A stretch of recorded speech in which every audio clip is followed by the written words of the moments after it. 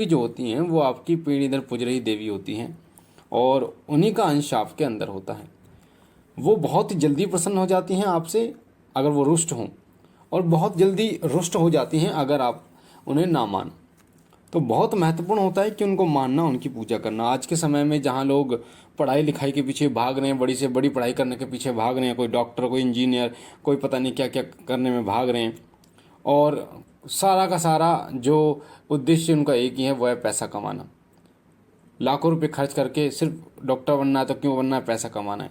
तो जहाँ लोग बड़ी बड़ी पढ़ाइयाँ पढ़ रहे हैं, पीढ़ी दर पीढ़ी वो अपने घर की कुल देवियों को भूल गए हैं, और जिसका जो प्रभाव ये होता है कि उनको अपने घर की कुल देवी के बारे में नहीं पता होता, उनके घर में कैसे पूजा पाठ होती है, क्या रीति रिवाज है, क्या भोग प्रसाद है, कहाँ उनका मंदिर है, कुछ ऐसा नहीं पता होता।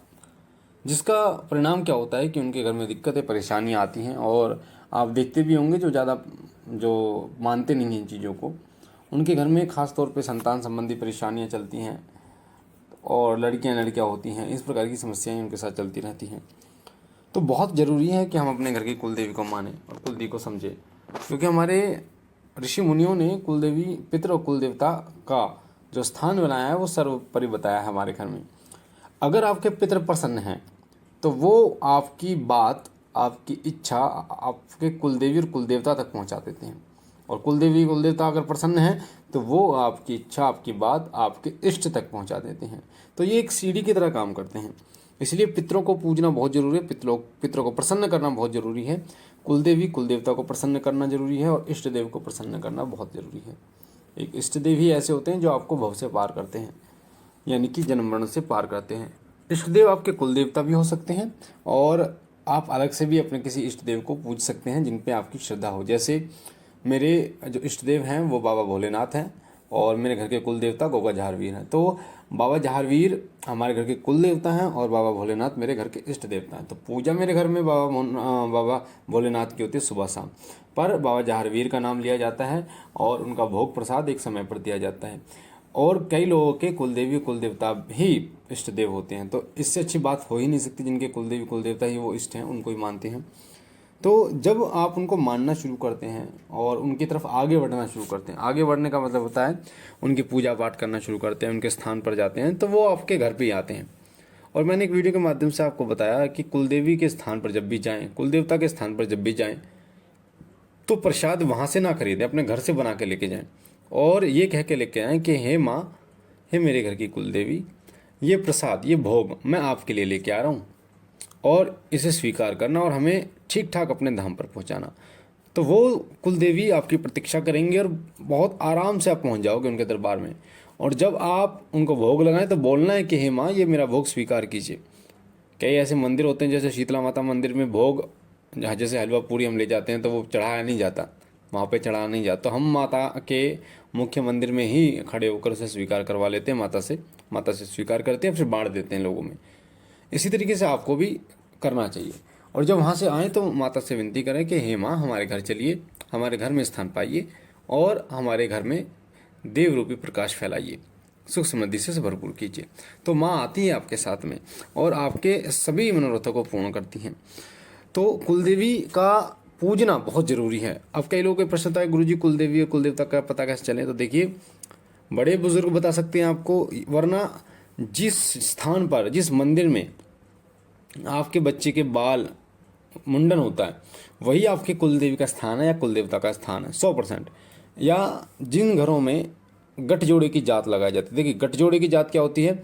वो होती है जब शादी होती है तो नवविवाहित जोड़े को कुलदेवी या कुलदेवता के स्थान पर ले जाया जाता है, और वहाँ ले जाकर उनसे माथा टिकवाया जाता है, शीश नवाया जाता है, जिससे कुलदेवी कुलदेवता प्रसन्न होते हैं।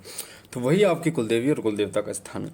तो मैं आपको बता देता हूँ ऐसे जो 8 संकेतों के बारे में जो बताते हैं कि आपकी कुलदेवी का वास आपके घर में हो चुका है। और मैंने आपको पहले बताया, कुलदेवी का वास जब आपके घर में होता है तो सब चीज़ें सकारात्मक होती हैं, अच्छी होती हैं, सुख समृद्धि से भरपूर आपका घर होता है। सबसे पहला संकेत होता है कि आपके घर में पुत्र की प्राप्ति आपको होती है जब कुलदेवी आपके घर में वास करती है, क्योंकि कुलदेवी और कुलदेवता का मेन जो कार्य होता है वो संतान, यानी परंपरागत रूप से आपके वंश वृद्धि करना होता है, ताकि पीढ़ी दर पीढ़ी उनकी भी सेवा आपके वंश में होती रहे, तो वो वंश वृद्धि के लिए पुत्र जरूर आपको प्रदान करते हैं।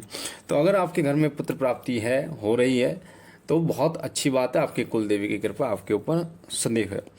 दूसरा होता है कि आपके पास गाड़ी घोड़ा है, कोई गाड़ी है, पशु है, अगर वो बीमार नहीं पड़ रहे, ठीक ठाक, जैसे पशु दूध दे रहे हैं और बीमार नहीं है, गाड़ी ठीक चल रही है, तो इसका मतलब कहीं ना कहीं आपकी कुल देवी का स्थान आपके घर में है, उनका वास आपके घर में है। क्योंकि सबसे पहले इनकी मार गाड़ी घोड़े पे पड़ती है। अगर ये क्रोधित होती है तो गाड़ी घोड़े खराब होने शुरू हो जाते हैं, भैंस दूध देना बंद कर देती हैं, भैंस को रोग हो जाते हैं, इस प्रकार से पशु मरने लगते हैं। तो गाड़ी घोड़ी सही चलती रहती है। तीसरा जो होता है वो होता है कि उनके वास होने का स्थान, कि काम सही चलता है आपका।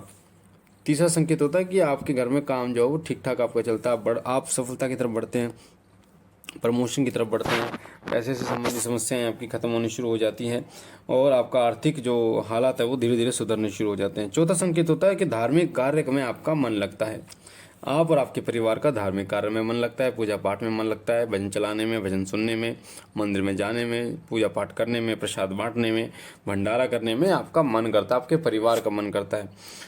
पांचवा संकेत होता है कि आपके घर परिवार में एकता का माहौल होता है, सब एकजुट होकर रहते हैं, एक दूसरे की बात मानते हैं, छोटी छोटी बातों पर लड़ाई नहीं होती और एक दूसरे की केयर करते हैं, परवाह करते हैं वो।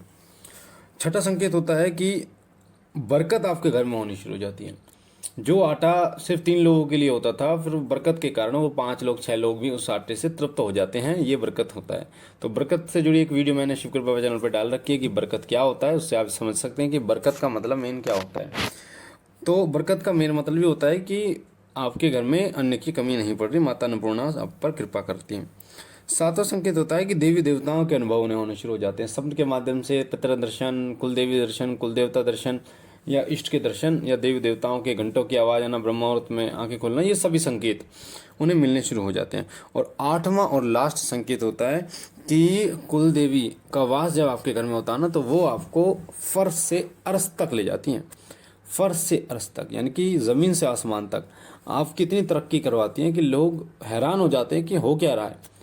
तो ये सब कुल देवी की कृपा के कारण होता है वो, क्योंकि कर्म तो हम करते हैं पर रास्ता हमें वो दिखाती हैं और फल हमें परमात्मा देता है।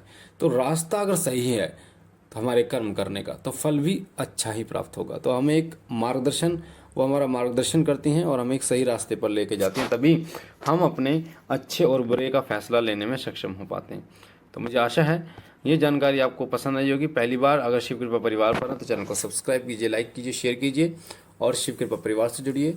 मैं बाबा भोलेनाथ से विनती करता हूँ कि बाबा आप पर कृपा करें, आपके घर परिवार में सुख समृद्धि से भरपूर रखें। हम मिलते हैं एक नई जानकारी के साथ, तब तक के लिए ओम नमः शिवाय, ओम नमः शिवाय, ओम नमः शिवाय।